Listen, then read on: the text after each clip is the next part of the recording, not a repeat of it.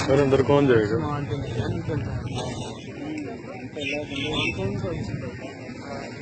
वो तो कटना चाहिए इस बार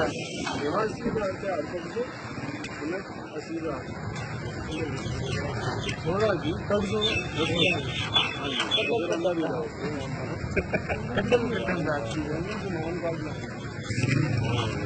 नहीं वो नहीं निकलता है सुबह सुबह का अच्छा तो सवेरे का किसी को नहीं दसना कल का किसी इतने फटे गेट के पैसे किसी भी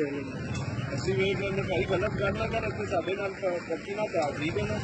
ਇਹ ਜਨਾਬ ਅਸੀਂ ਨਹੀਂ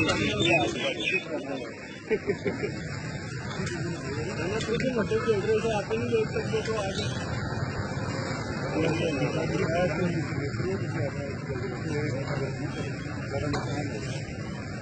वो करना सामान निकालना